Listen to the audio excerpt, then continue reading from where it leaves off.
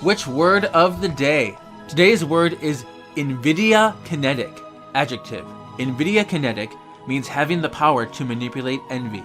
The user can sense and manipulate the jealousy, enviousness, and envy of people, animals, and other creatures, whether increasing, decreasing, causing, or otherwise chancing envy, even manifesting the emotional energy to a physical level.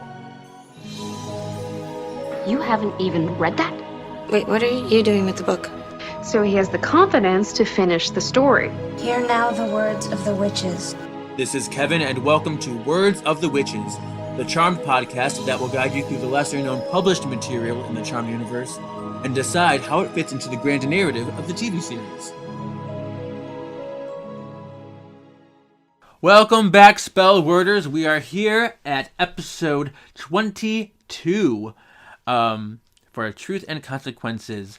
Before I get started with the book, I want to correct a mistake I made last episode. I said that Christmas appeared in the Crimson Spell book, but that was actually from the Whispers from the Past book with the ornament. So there's that. I just wanted to put that out there. Next is I did not put together a best baddie list for the novella episode. So, and instead of just doing every bad guy that was in those 3 different stories, I'm going to pick my favorite from those stories and put him in the list, in the running. So my favorite from those stories was Silas from Yule. Silas was pretty cool because he made the sparkly orbs that were all Technicolor, and it was really fun. So he is on the best baddie list now. Also, I wanted to give an announcement that if you are going to be in LA, or if you're in LA the weekend of December 3rd, you can find me there as a cosplay guest. So I'll be there with different costumes and selling prints of me in costumes, but I'm also going to be promoting this podcast. So LA Comic Con, look for KGZ or Flamewater Cosplay at the booth. I'm not sure which booth it will be or where I'll be staying yet, but I'll be there as a guest, and just be on the lookout for me. I think it'll be cool to meet some people. LA Comic Con, December 3rd through 5th. And we actually have another review. This is our first negative review, but I don't shy away from negative reviews. I use them as a way to improve. So here we go. I'm still going to read this. It says, "Hope it will improve. 2 stars. I was excited to find a pod that discusses the wider Charmed universe. 2 episodes in, and it's a slog so far. Hosts need to summarize the story better, and making fun of absolutely everything is off-putting. Hoping they find their groove a bit more in the next episode or 2, as it's a great concept." This is from Gru87 from the UK. And I don't consider this too bad. This is actually a pretty constructive review. And considering that there are only 2 episodes in, I was really discovering podcasting. It was a whole brand new thing to me, and I did take some time to find my groove. Probably, 4 or 5 is when I was really starting to kind of come to terms with it. And even more as I progressed, I was, changing things a little bit and refining it. And I think, by episode 8, I think I was really well into my groove. But yeah, it did take some time. So the fact that he's writing this review after just 2 episodes, I can see that. I think his points are valid. I don't know about the making fun of everything is off-putting. Maybe that's because episode 2 is Kiss of Darkness and Prue was kissing everybody, so that was a very kind of chaotic episode. But yeah, I don't consider this an awful review, and it's nice that he is listening. The fact that somebody is listening and took the time to write a review, that's pretty great. And if Gru87, if you're listening to this, if you made it this far and it's continued on, thank you. I would love to hear your thoughts to see if we did improve, if we met your expectations and you gave us another chance. And I'm glad that you liked the concept, because it came to me and I knew I had to make it happen. I was inexperienced. I had no idea how to make a podcast. I had no idea if I would be good at it. And so the fact that you like my idea is enough validation in itself. So I'm going to continue on. I will continue to try to improve. And thank you for your feedback. So great. And my guest this week is Jessica Wright. She was in Haunted by Desire, episode 6 of the podcast so far. So she's back again. She's back because she's a big Phoebe and Cole fan. And this is a big Phoebe and Cole book. And, I figured who better to talk about with. So here we go. It's episode 22, but book 21. This is the 21st numbered book. Wait, really? They are technically numbered, but they never tell you the number of them on the books, which is weird. But this is the 21st. Oh, because you put in last week. You did the the other book. Novella. Technically, I don't consider those these series because they're like Right. special editions. Right. So that one was that was a not numbered book. Yeah. So this is the 21st numbered book, but we're on episode 22. Yes. Yes. I put that there because it was released between the two. This is Jessica back again. Hello. Hello. Welcome. I feel like I just saw you like a few months ago. Yeah, it was like a month ago. It was only a month ago. Yeah, and then I'm no longer at Liberty Tree Tavern. I am now at the UK Pavilion. Oh. Until I get deported. But yeah, hey. Last episode you told us that you work for Disney and all the things you do. I went to Disney and we made plans to see each other. We hung out at Hollywood Studios the first day, and we went to see The Beauty and the Beast with its really crazy laughable blocking now. Oh, social distancing theater. Yes. So back. It's so funny. And it's hard, but what was it that the little girl said? That she's like, I love Cinderella. So the girl saw Belle walk out and she screamed, "Oh my gosh, it's Cinderella!" We're like, okay, great. So then they had the Bimbettes out, and the person of color Bimbettes was in the light green and yellow ensemble. So I of course went, "Oh my god, it's Tiana!" And the little girl in front of us that was confused about Belle / Cinderella went, "It's Tiana!" And the mom's like, "Yeah." I'm like, well, like children. It's like not quite, but yeah, I mean I can see because we threw it out there, but because I'm a jerk. And then we saw you because you were waitressing at Liberty Tree, and that was unexpected. We're just having dinner there, like, hey, I know you. I was running my food there, and then my sister was in town, and my niece and nephew were around, and we were on not Mine Train, Mickey Runaway, Mickey Minnie Runaway Railway, yeah. So we saw you in line there too. So 3 times I saw you that week. It was crazy. The first time in like years I've seen you since 2019, and I see you like 3 times. Yeah, it was funny. So this book is Truth and Consequences, and it's a Phoebe and Cole book, which is why I thought you would be perfect to be on this. Well, we had this like pre-planned, like way in advance. Yes, when you first came out with this, I demanded Charmed Again and Truth and Consequences because I knew there were 2 heavy Cole episodes, but I definitely wanted Truth and Consequences more than anything else. And so I'm glad that we get to rant about Phoebe and Cole and talk about their relationships some more because, you know, you are the Phoebe and Cole. Me and Nikki are the 2 like mainstream ones. Yes, you and Nikki. So considering this is a Phoebe and Cole book and that's established, let's talk about them in the series first. I know, opening up that can of worms. I know. Where would you like me to start with the Phoebe and Cole stuff? Because a lot of people call him the toxic one in the relationship, where I'm like, no. And I am all about always defending a lady, but Phoebe's just as toxic, if not worse, to that relationship than Cole is. But I love both of them. They are both very passionate about each other, and their chemistry is way off the chain. Just saying. But they call him toxic. But she and the sisters are actually a lot worse to him than he is to her at all. And the only time he ever gets completely toxic is when it's not even him. When it's not his fault. But not even his fault, when it's not him, when he's physically possessed by the source, that's when he starts doing a lot of emotional damage to Phoebe.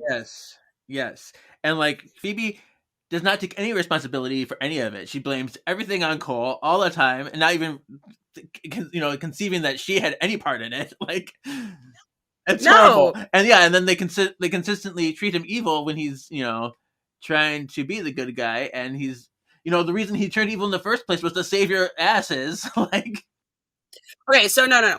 So he's been a demon for over 112 years because he was 15 years because he was 117 when he the joke on Charm Centennial is when he turned 115.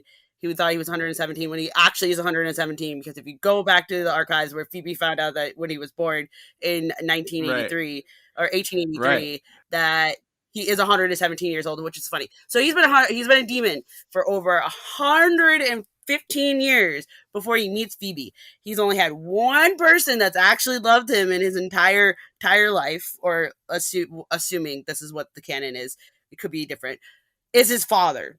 His father gets killed by his mother. So he has nobody that actually loves him. And he finally goes good for Phoebe. And yes, is that a little whipped? Yeah, it's a little whipped. But you have to admire that he wants to feel that love. He loves that feeling. It's great. And so he tries to be good. But the girls are always talking about your powers aren't evil. It's how you use them that makes you evil. Except for when it comes to Cole, because anytime he uses power at all, he's always evil. It's when he goes shivering into a lethal power. It's almost like almost like they're using that excuse just to knock him out when they're super understanding of everybody else. Right, and then Cole always gets and they never give him the benefit of the doubt when he does things to save their asses every single time.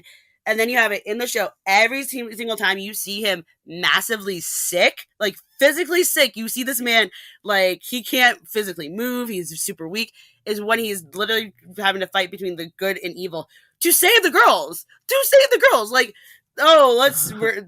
the demon who came in from Cole, he goes, all right, no, I'm going to do this because you have taught me that good is better than having me a coward. I'm not a coward. He's never been a coward, but I'm going to help you guys figure out what's going on. I'm gonna go put myself into harm's way because I'm going back into my gang that knows I have been doing wrong. And Phoebe is all, and even before in that episode, you're like, oh, I'm going to give up my powers for you because I love you. No, and now I'm gonna go try to save you because you guys found these demons. But I'm going to go into the crossfire, knowing that this is dangerous for me. Yeah, Phoebe's upset. Phoebe's worried about the situation. Cole does what he does to save the day. Phoebe has Piper and Prue chirping in her ear, going, oh no, he's wrong, he's a bad guy. You should be totally not thinking about what's going on. No, I trust him.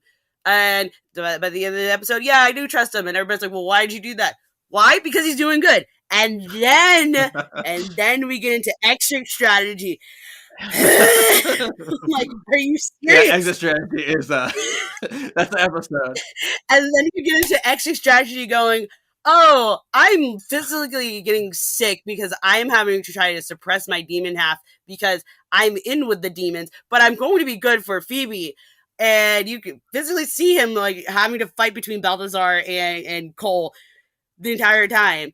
And keeps on they give him the benefit of the doubt, I'm using air quotes, to the very end where you hear him screaming in pain as he turns into Balthazar. You're hearing him, the door could be shut either way, and Raynor could be invisible. Pretty sure that's what was going on.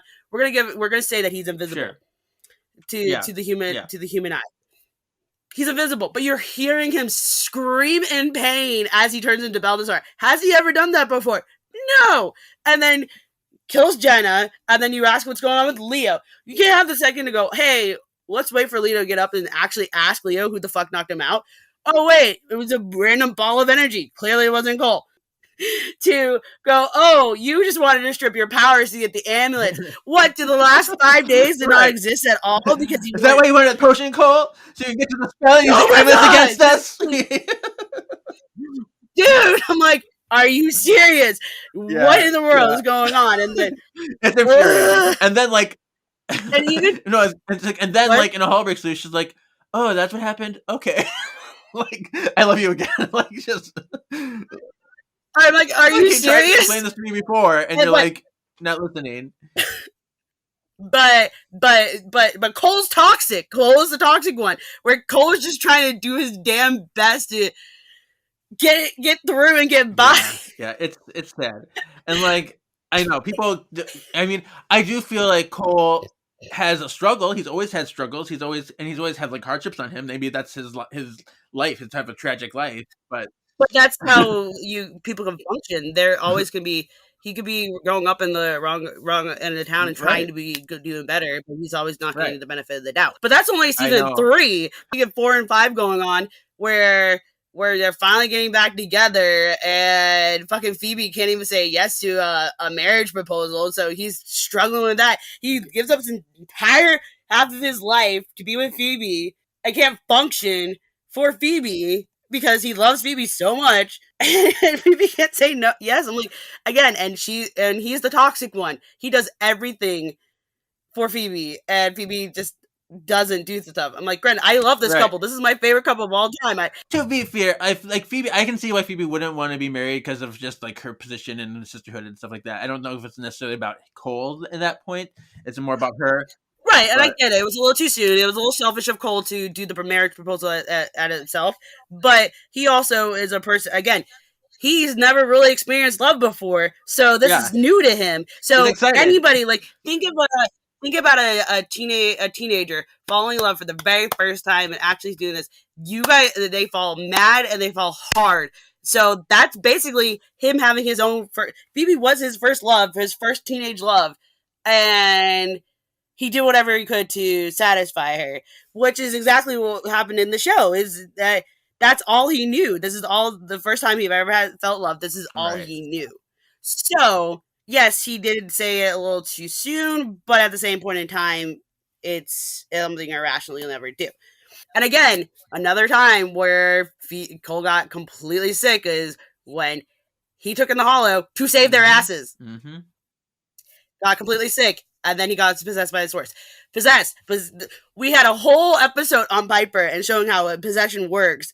And people never say that it's Cole's fault. People always say it's Cole's fault. I'm like, no, it's the source. Did Tara not possess Piper and show you that Piper was struggling to have control of her own body? No, wait, that episode doesn't exist in the Cole universe? I'm sorry. It's the same universe. And so anything that the source did was not Cole, because that kept on why Cole was talked about in the third person. This is why whole bunch of stuff about, like, you can just say that it's not Cole, it's the source. And then times that Cole actually shined through was when, like, in Fifth Wheel, when Paige was dying and watching Phoebe almost cry, and he's like, no, I got this. Cole shined through, like, my love for you is strong, I can take care of this. Or when Phoebe goes, I'm pregnant, when she went, oh, Cole's like, yeah, I'm going to be the daddy, not the source going, I'm going to be a father. Where this year was even like, yeah, Cole's getting stronger now because you got her pregnant. Well, congratulations. Then you go into season 5. Paige basically told Cole, get out. She doesn't want to be here anymore. Blah, blah, blah, blah, blah. He's packing up and leaving his stuff. He's like, Daryl said it. Piper said it. You said it. Phoebe said it. Phoebe's ready for a divorce. He was fully accepting. He's like, okay, she wants to move on. And then Paige is like, oh, wait, no, I think she still has feelings for you. How did Cole know the feelings that Phoebe has for Cole? He's like, oh, she feels exactly the same way as I do. So, again, one of the only two people that love me. One is dead. One wants to give up on me. But no, she really does love me. So, no, I need to fight for this because I want that feeling back. It becomes suicidal. I'm like, if you're being suicidal over not feeling love, it happens. It's a real life thing. But they did him dirty anyway in season 5 anyway. And the fact that Julian purposely quit the show because he said he was tired of he had no character growth. I'm like, good for you, because they trashed Cole's story. There's the whole Cole arc for you in summarize. I do like the fact that they brought him back for the 150th episode for him to go like, oh well, I want her to find love again and blah blah blah. It's so sad. Cole is like the most tragic character of the entire series, I think. Yeah. He is. He was the most tragic character of the show. But I love him too, because he also has his sass. I'm just trying to do good, but if you don't want this good, somebody else will have it. So now we're going to get into the book. We had our rant. I'm excited. I'm glad we got through that, because I think it's very important that we know that Cole isn't toxic and he's not as bad as people as the show would like you to believe. I think the relationship is toxic, but I also think that there's always a toxic guy in the relationship when it's not. Because, like, I love Phoebe, but those girls were definitely more emotionally abusive to Cole. And they took advantage of him. They were nice to him when it was convenient for them to, they could use his help, and then just occurred afterwards. Like, so sad. So this book is Truth and Consequences. It is written by Cameron Doki. Do you know what other book before this Cameron Doki wrote? Haunted No. by Desire. Oh, really? The one I Isn't that funny? The first book she wrote was Haunted by Desire, and she hasn't written another one until this book. Full look, there you circle. go. Did you pick that out on purpose? You picked that out on purpose? I didn't pick it out on purpose, but I pointed it out on purpose because when I saw them, like, how funny is that?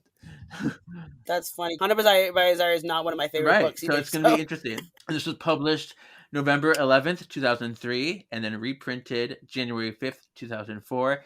And it takes place between Lost and Bound and Charmed and Dangerous. So most of these books lately have been in that kind of area of the series. So yeah, at this point, Cole is human and engaged to Phoebe. So the cover... Season 5 promo with the Season 4 Cole. Well, and a lot of this, like the last book and the one before, were all Season 5s, and they all take place in Season 4. So this is really interesting. The boys only got Season 4 and Season 8 for promo shots. So that's the only reason why we have Cole's Season 4 promo shots. But yeah, so we have Phoebe right in the front with her red dress from the Season 5 promos, and then we have Paige and Piper on each side of her, Cole in the far back, kind of like looking like, yes. And then it's covered in all this fire, and looks like there's like a tree, like oak or something in the background. I don't know what that is, some wood. Well, no, it's oh, it's a cave. Oh, it's a cave. I kept looking like, why is it like bark? Okay, so it's like a cave. The Underworld. You know how the Underworld has all that, like... That makes more sense. Thank you. And then has the tagline, "Love is blind, ... but what about trust?" And the back of the book says, "Earth, water, fire, air, aid me in this task I dare. Where Cole wanders, let me see. As I will, so mote it be."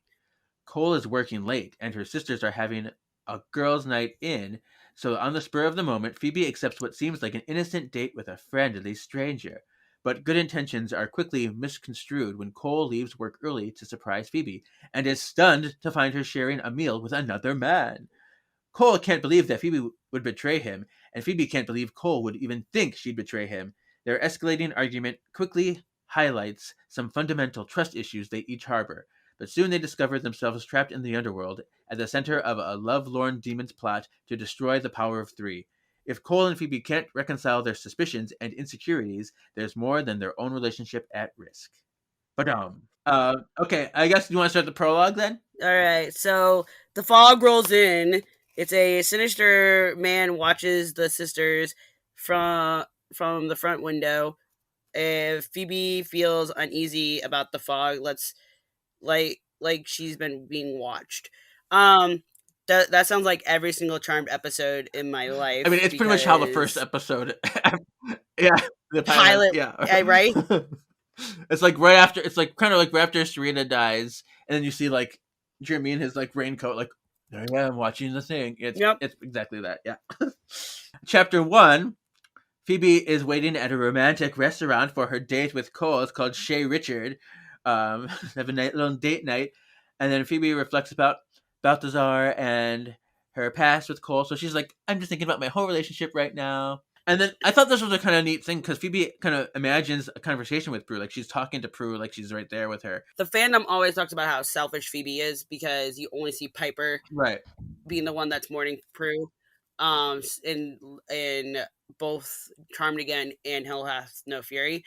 But she does cry. But also this is more Piper's moment because Piper and her have always been closer than Phoebe and Prue. So it's one of those things like you're going to tackle the one that's closer to in canon in the story. So I think it's very interesting that they took a take on her still mourning Prue months later. People grieve in different ways, and so it's nice that maybe Phoebe was more comforted by the fact because she had these like imagined conversations with her, so maybe it was easier for Phoebe to not cry as much because for her Prue was still kind of around, So yeah, It's really nice because she asked a question. I love you, Phoebe. She imagined Prue's voice, and then telling her that you have to move on, and she's like, I know Prue. And so, it was really sweet to have that little conversation with her. Also, it's cool that they were able to still bring in Prue into the book series since they couldn't have her in the TV show because of they didn't want to pay pay Shannon Doherty any more money. And then it ends with Cole. He calls Phoebe from work and tells her that he can't make dinner tonight, that he's doing late night stuff. And she's like, okay, fine, bummer. Call your sisters to come instead. Fine. Right, and this is supposed to be in between, what was it again? Lost and Bound and Charmed and Dangerous. So right before it became The Source. Right, exactly. But he has a job at a lawyer's office, which he quit the same day or got fired from the same day. I don't understand how he has this job. So maybe it's kind of like during the Lost and Bound period. Maybe in this world it wasn't like a day thing. Maybe he was there for like a week. Right? But why would he be held up late if he's the new guy? I know. Yeah. And I'm just like, so wait, is he at the big firm right now, or when he's quote unquote the source, or is he at the little firm that he quit within a day? Where exactly are we going with this? Because this is where this doesn't go right with the show. It's a very minor thing, but it is definitely something to note for sure with that one. Because So chapter 2, Phoebe invites Piper and Paige to join her for dinner instead. They both decline. An explanation from the man next to her caused her to spill her water. He was stood up to and offered to buy Phoebe another drink. The man introduces herself as Nick Gerard and suggests that he and Phoebe have a dinner tonight since they are both stood up. Phoebe agrees, but makes it clear that it's not a date. They will go Dutch. Yeah, some guy who's like, oh man, I was left by my person too. Why don't we, instead of waste this reservation, because it's like our hot ticket item to get the dinner, I guess, why don't we just sit together? Yeah. So chapter 3, Phoebe and Nick are having a very nice time together. It was completely platonic. He was telling her about all his ex-girlfriends and stuff, and then Cole shows up by surprise. He's immediately like jealous and passive aggressive, and just like giving Nick like the death stare. I mean, do you think he was justified? I think it was justified. I think it was justified. I'm like, again, this is where the toxicity comes in. It's like, oh yeah, I'm just gonna go talk to this random guy, have at a fancy dinner, and have dinner with this person. But you were intending on going on a date at this dinner, so your sisters declined. Why not just leave? Because obviously, no.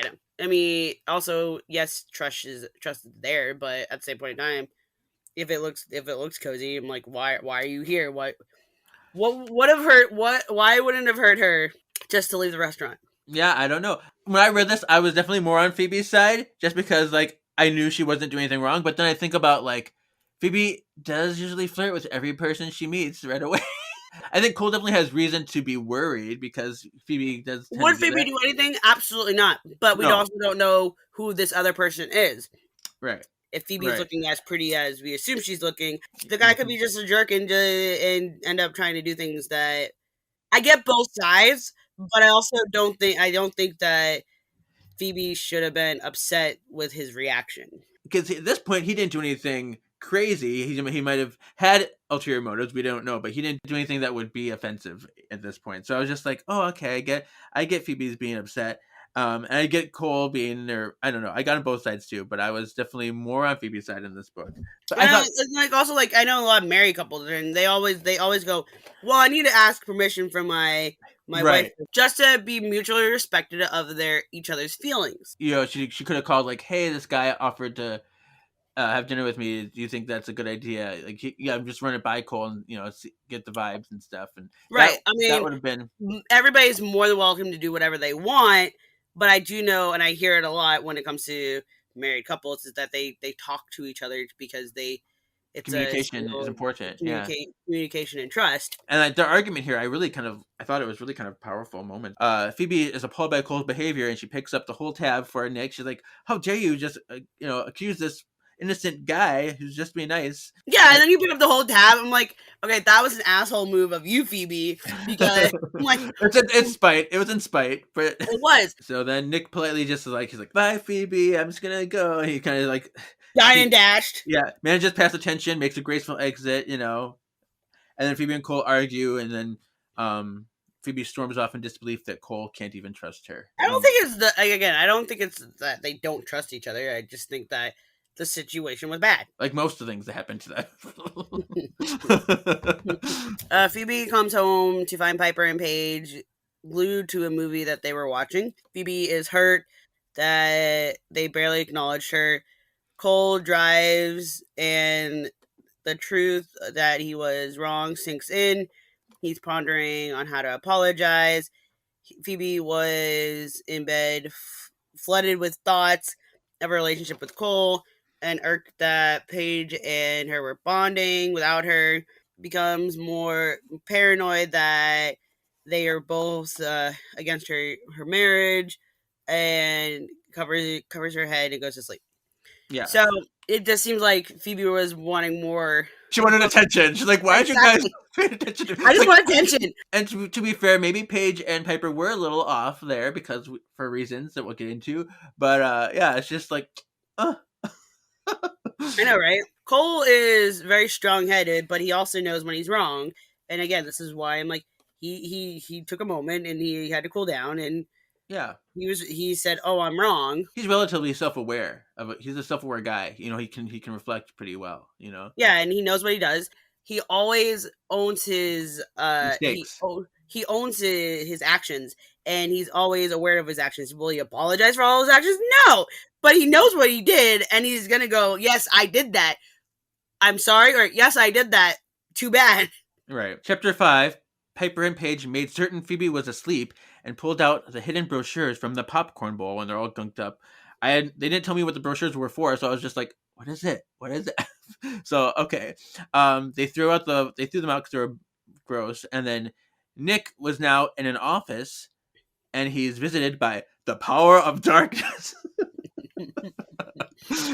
Behold the power of darkness, Kingdom Hearts, fill me with the power of darkness. Sidetrack. Did you see that Tokyo Disney now has a Kingdom Hearts suite? And you get a keyboard. I did. Yes. I'm like, I demand this. I feel like they've done that other places before, so now they're trying to just bring it to Tokyo Disney. So that's exciting. And also, Billy Zane was the voice of Ansem in that game. So. Oh, was he? Yeah. So it's kind of fun connection there. Yeah. Right, but yeah, so he's visited by the power of darkness, and I can't even remember if they described what he looked like. I just pictured like a boogeyman like shadow. So he's visited by the power of darkness, and they both have plans to destroy Cole since he betrayed the Underworld. And then Nick awoke in his bed. He stares at his reflection in the bathroom mirror. And he's like a shapeshifter, so he can like try to change his face. And he tries to change his face to his original form, but he can't look at himself in the mirror because he just can't face himself. Chapter 6. All right. Phoebe woke in the morning in good spirits. A rose and an apology note were left by Cole. Downstairs, the Paige and Piper acted suspicious around Phoebe hiding their computer activity. Leo orbs in as Phoebe grabs some muffins, flaunts her love with Cole like a Disney princess. She's like, "Oh, did you see the rose that Cole gave me? We're in love, just so you know. Don't forget it." Like, too much. Later, Phoebe borrows Piper's car. I thought she had got a car by now. No, not till season 5. That's true. Phoebe borrows Piper's car and goes shopping and comes upon Nick and his sports car getting towed. Phoebe offers to ride to the impound. Phoebe tells Nick she'll take him wherever he wants to go. Nick lets go of the charade and turns on Phoebe. Lights flash. Yeah, he's like, "It's exactly what I wanted to hear. Witch." Like, oh, all right. Pretty much. Chapter 7. Piper calls Cole and tells him that Phoebe isn't home and she cannot connect to her cell phone, so something isn't right. Okay, good. Cole arrives at the manor in ninja stealth mode. I thought that was super cute because he's like hiding behind the doorways and like doing flips around. It was so funny. I loved it so much. He ends up walking through the manor and he finds a demon that has Piper and Paige held hostage. And the demon looked like a lizard, but he was wearing a suit. And he eats Piper's muffin. He eats Piper's muffin. That was a weird word in there. But he does. He does. He's because Phoebe was eating her muffins earlier that morning, and so now he's like, "Ooh, I'm gonna eat this muffin while I got you captive." Because Piper makes good food. Yeah, duh. So lizard demon eats my muffins. Great. And then the demon shows that he projects this image on a screen or whatever, and it's a scene of what occurred right before Phoebe was taken. So how she went to Nick, and then the lights flash and she's taken. So oh my, so that's what happened. And then the demon tells him that Nick's true face is so hideous that he himself cannot even bear to look at it. And Cole is certain that they're dealing with Toshung, so he knows who this person is. Toshung. That's what they say, Toshung? Yeah. Chapter 8. Cole grabs the demon by the neck, lifts him up in the air. Paige wonders how Cole can still do that when he's a mere mortal. Leo arrives and helps Cole. His rage, the demon, just the messenger. He tells them that Cole must bring Phoebe out of the underworld and to save them both. The demon Cole gives him is a kazoo. So the demon gives Cole a kazoo. Oh, kazoo. Okay. And a coin. And a coin and leaves. Cole realizes that Phoebe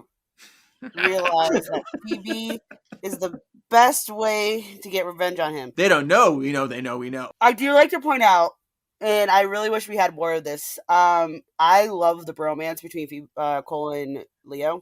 Oh yeah. So it's always been great, and I always like to point it out. I'm like, the show is about the girls, and it's always been about the girls.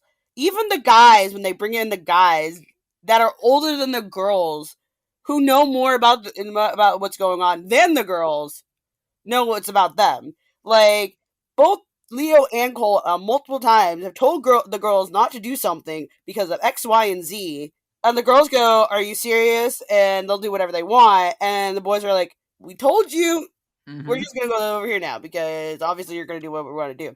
And the bromance that they have, because they're old and they know what's going on. Like in Hell Hath No Fury, they're like, "She's Charles Bronson to cute," and they both get so pissed off. And Phoebe's like, "Who's Charles Bronson?"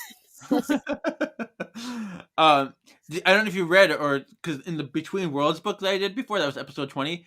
They have such a bromance in that book. Cole and Leo love their romance. Yeah, they're together for most of the book, which is so great. I love it. Chapter 9. Cole knows he is the true target, and that the power of darkness and Toshung are right under the source and demon hierarchy. So this is news for me. So it's like the source, power of darkness, and Toshung. There's like this holy trinity of darkness over here. I don't know, because I thought it was the triad that was underneath the source. Right, technically. So that's another thing that's not quite right with lore. There, that they would not be there. Do you also remember the freaking council for the warlocks, and that never got? There was one episode, and they never got back. I feel like the council got turned into the triad, even though one was dealing with warlocks and one was dealing with demons. I'm like, okay. The council kind of changed into the triad, and everybody forget who the council was. So in the Book of Shadows, it says that Toshung was once a French aristocrat. It says that Toshung was once a French aristocrat named Nicolas Girard. During the French Revolution, a band of marauders set fire to Girard's chateau. He almost burned to death. Only the fact that he'd taken the aristocratic action of getting engaged to a local peasant girl allowed him to survive. Her family risked their lives to rescue him. They barely got him out in time. When Girard's fiancée saw how badly he'd been burned, she totally freaked out. And she declared she would never marry such a monster, because who could ever learn to love such a beast, or whatever. Girard vowed revenge. He said that he'd show her and all womankind just what a monster was. And the power of darkness overheard him and essentially offered him the power to do exactly that in exchange for an eternity of his service. And he took himself the name and the power of Toshung. Okay, so that's who Toshung is. That's who Nick is. And Cole plans to head to the underworld now. Cole insists on going alone, but Piper, Paige, and Leo think otherwise. The plan is that Cole will go, but there will be also scrying spell in place to allow the sisters and Leo to watch him. In case anything goes wrong, when Cole finds Phoebe, they will orb in and get out. Before Cole goes to the graveyard to summon Sharon. Karen. I think that's what Demetrius said when he, the Greek expert. Okay. So Karen to the fury of the underworld. Paige and Piper will give him a huge group hug. Leo puts his hand on his shoulders. Cole felt the bond of a Notion family, giving him his cufflinks for the scrying spell. This was a really nice scene because, yeah, Cole's about to go to the underworld and he's human. He's the only one that knows how to do it. And Piper and Paige are so moved, they just hug him. And they, are grateful that he's going to do this. And Leo kind of puts his hand on Cole's shoulder. So it's like a whole unit that are supporting Cole right now. Beautiful. And then Cole's just like, oh, okay, so this is what it's like to be human. It feels And nice. Again, yeah, what did I say? He doesn't know that feeling. right. And he's starting to learn here in this book. And then Cole, before he goes, he takes the cufflinks Phoebe gave him. This is a gift. He gives them to them. He's like, you can use this for the spell. And then he goes on his way. Chapter 11, Phoebe wakes on a couch and a fiery red surrounding. So she's like in like this unfamiliar place. It's kind of aristocratic. And it's she is greeted by Nick, and she makes note of his revolutionary fancy dress. Nick tells Phoebe that this is a replica of his old chateau. This is what my old castle used to look like. And then Phoebe kind of realizes after a little while that Nick is actually after Cole, and she's just like the bait. Nick is angry because Cole gave up everything for love, and Nick believes that there is no such thing. So he's just kind of mad. It's like, my life sucked, and love doesn't exist, and I'm just jealous of you guys. So Toshung introduces himself with his demon name and tells Phoebe that her betrayal will be the last experience Cole has before he dies. Piper and Paige performed the scrying spell, incorporates all of the elements. They threw Cole's cufflinks into the bowl, and eventually they could see him in the water. Cole summoning Karen, and it has a pretty chilled conversation with him. They go. Tashong shows Phoebe a fog scene that allows her to watch Cole. He gloats that stage is beginning set. Yeah, so Cole takes his kazoo. He pays his fine to Karen. Chapter 13. Paige thinks Piper is awesome as they bond. She's like, you're so cool. Karen drops Cole off with some solid well wishes. He's like, yeah, go get them. Good luck. Yeah. And then Cole notices that he is on sand, and now he realizes that he is at the wasteland where human souls go to contemplate their failures. It's not the demonic wasteland, it's something else or something. Yeah, I'm like, wait a second. The Power of Darkness was upset that he was not made aware of Cole's arrival sooner. The scrying spell has linked Piper with Cole and begins to feel weariness in the desert. Yeah, so Piper is starting to feel Cole's emotions. So Cole's getting tired walking through the wasteland, and Piper's just like, oh, I'm feeling tired. So there is some kind of psychic link now because she's the one that kind of initiated the spell. Yeah. Yep. 15, chapter 15. Phoebe is annoyed at how smug Toshung is. And Phoebe tells him that logic has no real merit against the unexpected. She's like, yeah, you're wrong. Phoebe walks around the room with her own air of confidence and kind of keeping Toshung distracted by talking to her. And then Toshung ranted about his, how love is destructive and makes you weak. Phoebe realizes that love brings determination, and like the power of three, love, hope, and trust are all powerful forces that work together. And she's like, trust is what kind of is lacking now with my relationship with Cole, and that's what needs to be restored. Phoebe goads Toshung into revealing his own tragic past. So now Toshung's like, yeah, here's what happened to me. This girl left me. I loved her, and she betrayed me because I thought I was too ugly now. And then Phoebe realizes that Toshung can't face himself. And there's something really nice that she says. I'm going to read it because I thought it was kind of really profound. She says, there's a name for someone who can't face himself. You know it as well as I do. Coward. You think joining the underworld made you stronger, don't you? It didn't. All it did was give you a darker place to hide. Yeah, you go, Phoebe. And so that made Toshung mad, and he decides to reveal his true self to Phoebe. She's like, oh, he's like, you want to see what scary is? You want to see what face? Fine, I'll show you my face. But before he does it, he's suddenly summoned away by the power of darkness. So Phoebe is left alone. There's like, oh, okay, well, no one's here to stop me. I'm going to leave. She escapes the room. Cole trugs through the wasteland and makes into the boundary in literally a wildfire. Phoebe is somewhere on the other side with no other option. Cole is prepared to walk through. Soon the ground beneath him broke to see a sea of limbs of the dead came over him. Cole comes up to this wall of fire. He's like, well, I guess I can't really go back. Then I have to go get Phoebe. I'm gonna walk through this fire. Come on, he's willing to walk through fire and kill Yes, himself to save yes. her. It's literally the metaphor people use all the time, and he's I will literally walk gonna through do fire. it. Yes. He's literally doing it. Yes, and so he's about to go walk through fire, but then the ground, breaks open, and all these dead souls from the wasteland are like covering him. And he's like, drowning.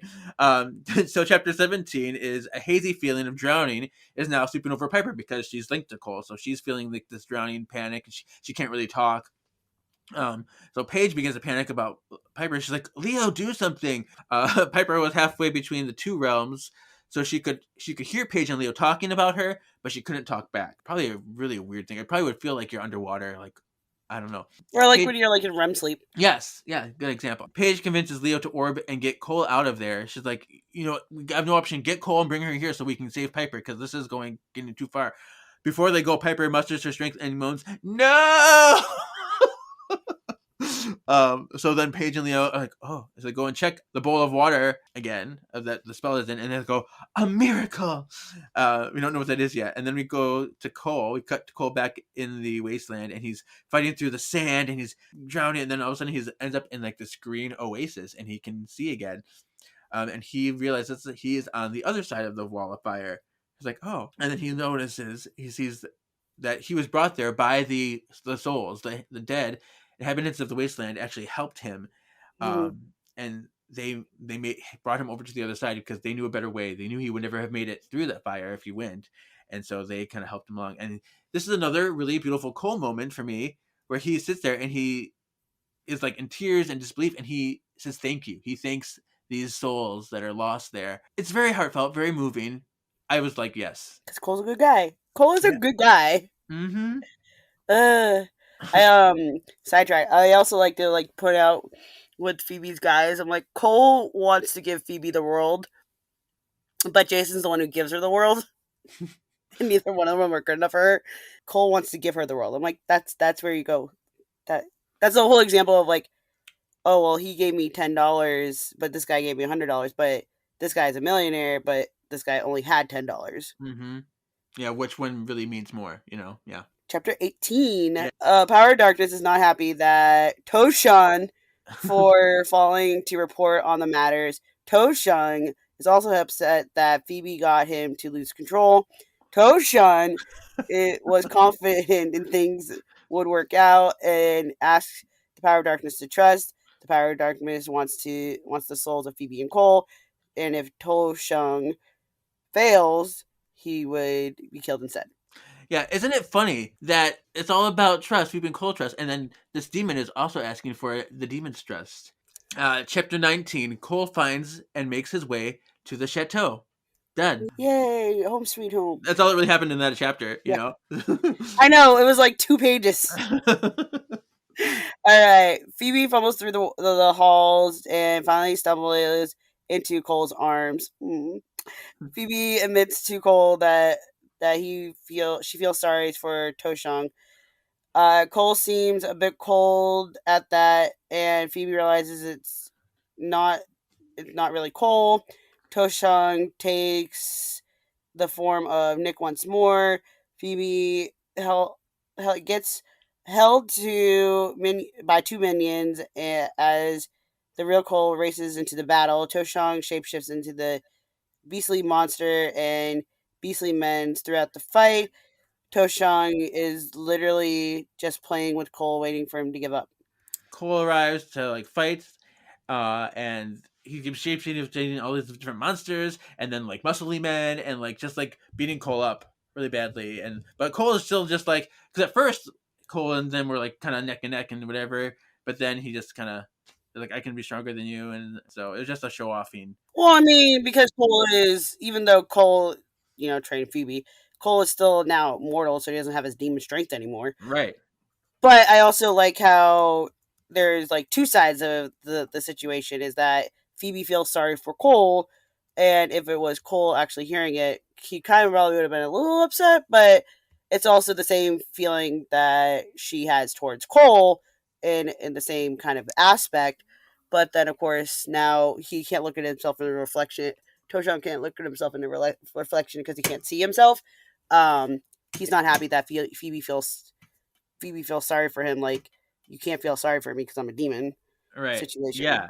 And it's interesting because Phoebe does, even though it's all about Phoebe and it's very selfish, she still has this certain concern for others. That's a very weird thing because sometimes she's super like considerate and very into people's feelings, and sometimes she's all about herself. It depends on which episodes you watch, I suppose. But at this moment, she's like, "Yeah, I do feel sorry for him." But I feel like if she talked to Cole about it, and I think he'd be very understanding because that Cole struggles. Right. So Cole is very level-headed when he when he's calm, cool, and collected. Yes, and so that's the fact that it wasn't really Cole. That's how she's like, "Oh yeah, you're the demon. You're just pretending to be Cole." Yeah. And so I was like, "Yeah, okay, get it." But yeah, it's nice. It was a cool little fight sequence. It was pretty actiony. Yes. And I like that, and I like that Cole is still kind of holding his own, even though he was just immortal. Chapter 21. Piper's link to Cole left her bloody and beaten because after Cole's been beaten up so much, Piper's just like, she's really hurting too. Yeah. It's kind of like The Good, the Bad, and the Cursed, where Phoebe was connected to Bo, where she's like getting shot and stuff, and it's very much similar to those links there. Paige tries to orb to Cole and Phoebe, but only lands on the attic floor.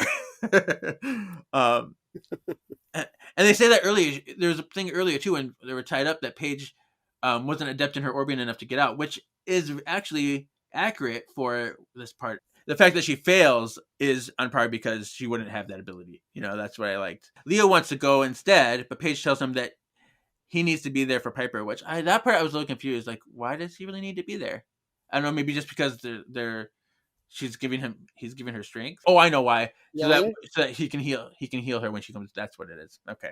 So he can't go because he needs to be here for Piper. And then Paige instead uses the scrying bowl to perform a summoning spell of her own. So she kind of modifies the scrying spell and turns it into a summoning spell and plunges her hands into the water. Phoebe frees herself from the demons and runs to the beaten Cole. Cole manages to say, "Love Paige. I love Paige too."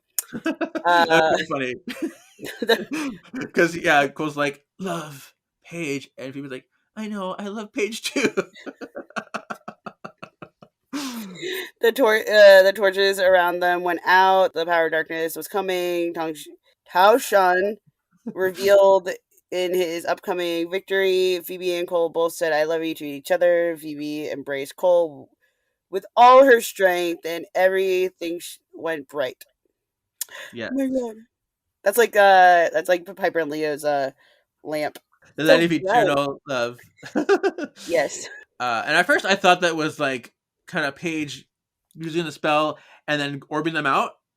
Yeah. But I don't know if if that's what happened or if it's just the power of the spell. Yeah, okay, I'm gonna go with that because that seems right to me. Because he said something about Paige, like maybe they're connected somehow, and then her spell kind of orbed him out. Well, shoot, the hands were in the water, which is which is part of the potion, so probably. Yeah, and it was a summoning spell, so maybe it was like tapping into her powers to amplify the spell. It was a weird kind of way things worked, but I'm just gonna go with that. Mm-hmm. Chapter 23. Phoebe and Cole open their eyes and are in the attic of Halliwell Manor. Leo heals Cole, which in turn heals Piper, and they all make plans to order pizza. Cole has to buy pizza, and not just one half and half. It's everybody gets their own individual pizza. Yes. Last chapter. After dinner, they begin assuming that Tao Shang was most likely punished or killed by POD. Power of Darkness. I abbreviated. Power of the Darkness. He lost. Piper and Paige reveal that they were acting funny because they were booking a day at the spa before Phoebe's wedding. The sisters realize that it always comes down to trust. They all pine over Piper's brownies. Yeah. Yeah, Phoebe, we're being acting weird because we're just going to give you a nice little spa treatment before your wedding.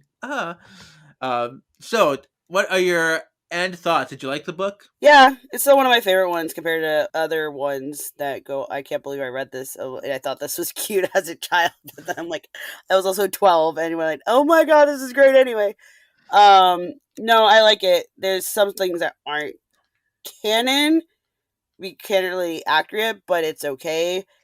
because I'll take it for what it is. But I do like the bromance that we get to see, and the Cole triumph thing again, as we see that gets taken for granted. So I enjoy this book. Yeah. I like this book too. I said there really isn't a lot of magic in this book, or a ton of action, but I didn't mind. I wasn't mad at Yeah. that because I thought there was a lot of poetic writing and personal character growth in this book. Mhm. It was more of an like emotionally focused story. And this book let us slow down and like appreciate the nuances and quiet struggles of really every character, especially Cole. Um, so I really like that. I thought the romance too, the Phoebe and Cole romance, wasn't as cheesy as some other books that I've read. It did feel more natural. It wasn't as corny or forced. And every time they spoke about or to each other, it felt like genuine to me. It felt like you were actually watching the show, and like Yeah, I literally could really like in the chapter 2 when they were like, "Say I love you too," or "Say you too." yeah, I can literally could just see Phoebe on the phone with Cole just saying that stuff. So it was not like it was like badly worded or stuff. Like it definitely felt more accurate to their characters, and like a very in character versus out of character yeah. that the books can be. Tosheng was kind of like the siren because he wanted to teach those who made sacrifices in the name of love a lesson because he was burned the same way. So like the siren, she's like, I was burned by my Yeah, love. You're gonna have to feel my pain. So it's one of those type of things. Punish them for their foolishness. right, right. That was I can see that how they're more like the male version of the siren. Karen was so relaxed and jaded. He was very honest and real and nonchalant and pretty friendly. So I got a kick out of it because normally you see those kind of guys as very solemn and silent, and so this was just kind of he had a little bit of personality, which was fun for me. But Charmed usually always gets one of those like they usually take a different like spin on something. Like That's they'll do true. like more comical versus more dark and eerie. Yeah, that's That's true. where like they shine in their different light. There's the one thing you'll appreciate. I said if Phoebe acknowledges that love brings determination, she should have been more sympathetic to Cole's undying determination in the show because she realizes that that's a part of love, and in the show she didn't seem to care about how. It's like she's like, "Stay away from me. I'm gonna stay away from me. Why are you so obsessed with me?" like, Okay, so my biggest thing about again in season 5, they did it dirty. If we didn't have Paige chirping in her ear, they would have gotten together in the siren back together in the siren song. They could have gotten back together in the siren song. Personally, I wish this is how I've always said this should have went when the siren kissed Cole. Yes, should have gotten killed. No, I think he should have literally choked the siren and did it backwards. Granted, yes, he was still technically dead, and it was the powers that turned against him. I get that, but at the same point in time, he was in the siren song. Phoebe was ready to give him another chance, but then yeah, people were like, "We've been down this road before." No, you haven't, Paige. No, you haven't. The last person that was around when they broke up the time when I don't know when an exit strategy was Prue, and Prue was actually giving him the benefit of the doubt. yes, she was. So Paige in freaking As Black as Coal starts getting all uppity about Cole being a half demon after she's already been in the family for over 12 weeks, and she sees his demon half now, and he goes, "Oh well, he killed people." I'm like, you literally have known Cole has been a demon for over 100 years since you entered the family, yeah, yeah. and now you want to be like this. And maybe because this is the first time she like seen him in the book, she's like, I saw him in the Book of Shadows now. Yeah, I don't know. She just became super obsessive all of a sudden. Or maybe Right. maybe she didn't know which demon, and then she saw like this is Balthazar now. So now she's like, oh, I didn't realize he was this much. But Of she a... was envious Yeah, of having. She was even in Enter a Demon. She was envious that Phoebe was shacking up with a demon, and yeah, then yeah. 3 episodes later, she's like, "Oh, but he's a demon." I'm like, "You knew this. Why are you being so uppity now?" My final thoughts: such beautiful scenes with Cole and the family, and Cole in the wasteland. Because I would have loved to see this explored in the show more, where Cole would have been more opportunity to truly grasp what being human feels like through his own experience. Because he's been told a lot what it's like to be human, but this book Yeah, lets him actually feel it for himself and have human experiences of his own. And I right. love that for him. That was great. The people like me watch it in one angle, and you could see the way he grows and the stuff that happens. and then you have the people that think in a different way, the ones that I argue with all the time about Cole, see it as that they didn't see. You can see that they didn't see that he actually had growth, and seeing what it feels like, because he softened up. Oh yeah, he definitely had that in the show. I do think he definitely had that on the show. I would have liked to see it even more, and I think this is a good. This book definitely helps that Yeah, situation. So yeah. that's why I'm like, it might not be canonically accurate, but it definitely has a very good. It stays in character, and it definitely helps you see the light through Cole versus just seeing the light the way the show has it. So now we're gonna put that in my canonical hat. Canonical. So this is where we can get and point out all the canon issues, or things that kind of are throwbacks, or things that we see similarities into the show. So, well, the first issue, like we said it earlier in the first chapter, is that he has a lawyer job, but shouldn't. Right, that's true for sure. Yeah, I have just a few things here. I said the fog in the beginning, just reminded me of. Yeah, and it kind of reminded me of just like the Pirates episode when the fog rolling in. Yeah. So that's that. The Phoebe and Cole Nick thing, the whole like situation with jealousy, was very kind of reminded me of the Andy Prue wife thing. Yeah, that too. That, I was like, oh.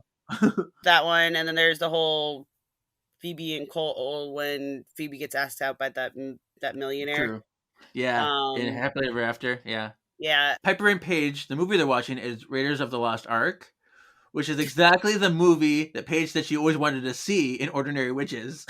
Oh, yeah? When she goes to the back of the couch, she's like, oh, I always wanted to see Raiders of the Lost Ark. But then she's crying at it. I'm like, who cries at Raiders of the Lost Ark? Yeah. So I thought that was really funny that that's exactly what they're watching in this. I'm like, well, if this book was canon, you would have already seen that movie, so... What episode? What year was that episode? Ordinary Witches? That was 2005 or 4 or 5.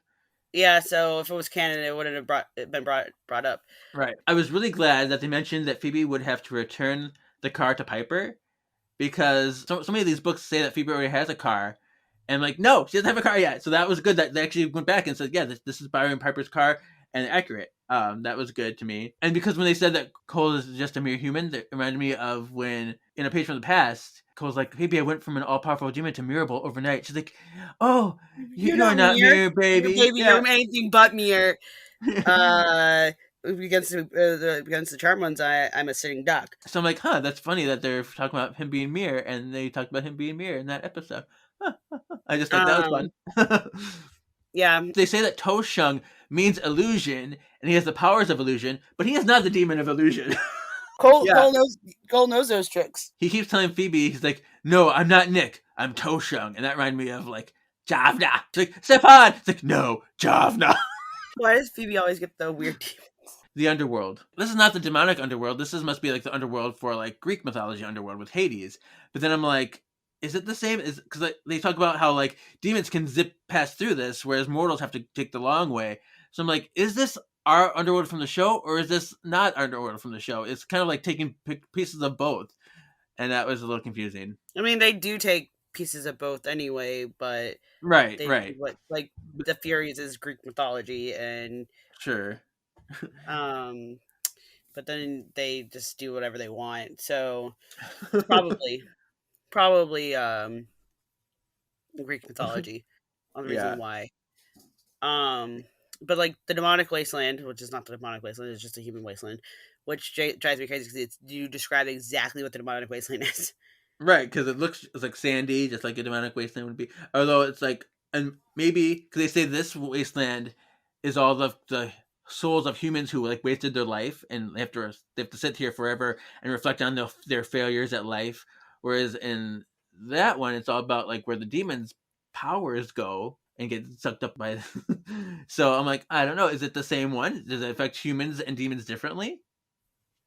Maybe. I don't know. It's tricky. It's like, I guess there could be an argument made for both. I'd have to really do a deep dive, I suppose. But that's the thing. Like, is this the wasteland the same wasteland? Is this underworld the same underworld?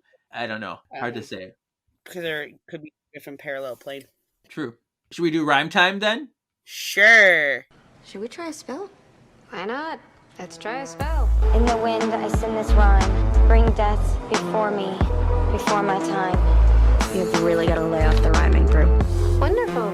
Witty, but wordy. I did the rhyme. I will do the time.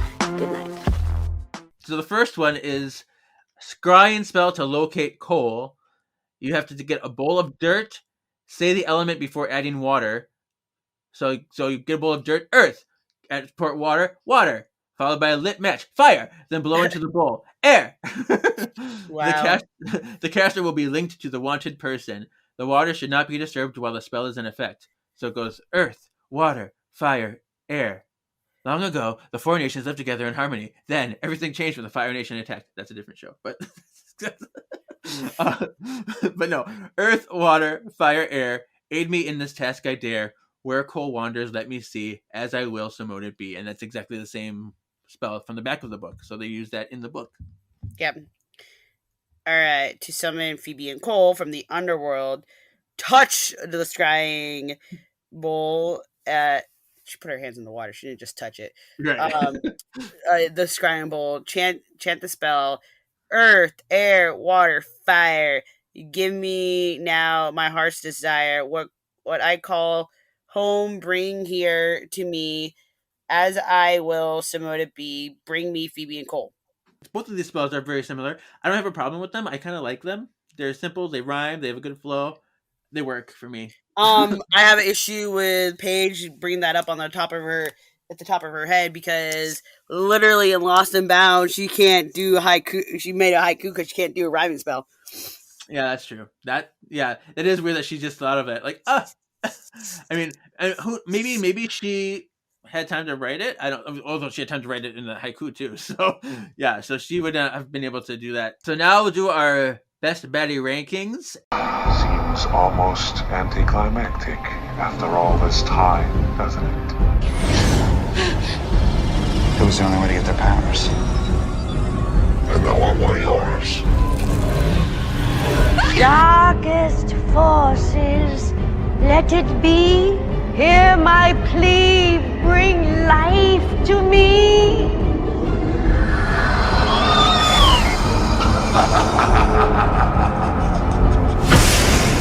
You can't run! Frozen! In fear! Best baddie! So I'm going to say where Toshung is in the list. I'm going to put Silas as number 1 because I just thought he was fun. Then I'll put Shax after that, and then Toshung, and then Power of Darkness because Power of Darkness was just kind of there. Okay. I do have a Grimoire game for you. What is this, some kind of game? Grimoire Games! Some people think this is entertainment. But this is the Phoebe and Cole theme. It should be really easy for you. I'm ready for this. I'm going to give you a quote, and you have to tell me if it was Phoebe who said it, Cole who said it, or Balthazar who said it. Really? I know. This is going to be so easy for you. I know. I will give you the name of the episode too. You're welcome. Okay, thank you. I'm excited. The first one is, I never answered your question. Ask me again. That would be Phoebe. Phoebe, Paige from the past, after Cole got shot.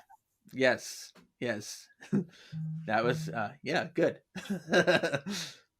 This one is, Dantalia's coming for your book. You'd better be ready. Balthazar in, I just watched this episode too, where they could become warlocks. Bride and Gloom. Bride and Gloom, yes. This one is, I think he's ready to talk. That would be Balthazar in, Harry, just Harry. Just Harry, yep. Yeah. When Leo was ready to work with the demon for himself. I do love you, and I always will, but it doesn't change anything. I feel like they said this like a bunch of different times, but this particular one. That would be Phoebe and... Well, okay. There's 2 times she says that. It's either Phoebe and... But you already used that episode. Phoebe when she did Bride and Gloom. But then there's also Phoebe in A Mermaid's Tale. I'm gonna go because I hate that stupid episode. I'm just going with it's Bride and Gloom. I don't hate that episode, but again, that's when they started doing Cold dirty, and they should have just sucked it up and got back together and worked it out. Like Yeah. grown-ups. Yeah, this particular quote was from A Witch's Tale. That one. Okay, great. But yeah, there's no such thing as evil love. It's just gratification, lust. Lust. Bright and gloom. It was Cole. Cool. Yeah. Wait, Cole said that evil can't love. Cole? Wait, never mind. She's the demon. Freeze her. We'll shatter her. Sorry I had to strangle you. Probably not a card the florist gets to read every day. That would be in Siren Song, and technically Phoebe said it, but it was on the card that Cole wrote. Correct. Look at that. It's okay. I'm okay. Nice calf. That would be Cole and Phoebe. And oh god, what is it? It's the first episode that they got together, don't they? Yeah. The honeymoon's over. Yeah, honeymoon's over. Yeah. They're so cute. So cute. That's so cute. Yeah. Can I have it back? No. It's love at first sight. They both love each other. It's fine. This is the last one, number 8. I know you're having so much fun already. You love it. I know I do. I should have done more, but I was like, I know we're going to run long, so I have to keep it short and sweet. Stay out of this. This is between me and her. Nothing between us anymore. That was fucking exit strategy. Exit strategy, I know. Who said it? It's technically both. Cole You're correct. I did. It was a trick question. I put Balthazar/Cole. Yes. I was testing you, and you got it. Because it's both. Because he's struggling through. Yeah. Stay out of this. And Stay out of this. Yep, he says it. You can literally hear him rasping out Balthazar's. I'm glad I got your trick question. You did. Cool. I know my full. Yes. I know it through and through. I had no doubt. But yeah, I know my full. And they were OTP. Mm-hmm. I mean, I liked Piper and Leo, but Piper and Leo are kind of just boring. Even Brian says that Leo's boring. I know. He says that all the time. He's like, I just don't do bad things. And then anytime we go, well, you broke rules. Yeah, but it for good or for them. It's not like it actually broke major rules. I'm like, okay. The last thing we have to do is tips for future white lighters. You just brought up Leo, so tips for future white lighters. I was out being a force of good in the universe. What is the moral of this book? Love and trust. Trust your soulmate. You can't trust, or I guess it's soulmate. I don't know. If you can't trust who you're with, then is it worth being together? I feel like that's the moral. Yeah, I mean, clearly, if you can trust each other, you're bonded. Yeah, this book definitely is heavily preachy about the trust. But I actually am going to go with another lesson that we could learn from this. I think this book also has something to say about the influence of shame.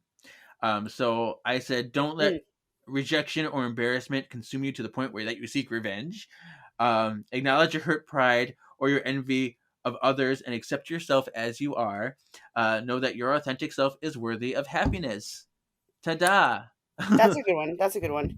Yeah. And I will also like to point out to everybody, as I've been staring at it all podcast, is that behind Kevin is a lovely Balthazar blanket that's been hanging out. It's a t-shirt. Is it? Oh, is that where you brought it out just for? Actually, no. I'm meeting Michael Bailey Smith this weekend. Oh yeah, I forgot. Yeah. I need you to. I need to send you money so you can give me an autograph. Oh yeah, okay. So I'm meeting him this weekend. I'm gonna wear this shirt. So okay, so we reached the end. Where can everybody go follow you on the medias, social media? Okay, so I am Full Forever. I own that handle on every single platform. Instagram, Twitter, and TikTok. Yes. My TikTok is very crazy. It goes between a whole bunch of different fandoms and how I feel. I haven't done Charmed in a while, but I shall be doing 90s cons, so I feel like I'm going to do a rewatch of Charmed, and I'm probably just going to refilm it in my reactions on TikTok. So let's see if that will be a thing.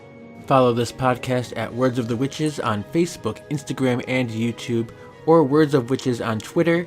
You can follow my personal page at KGZ87, or my other podcast at Hanging with the Hallowells.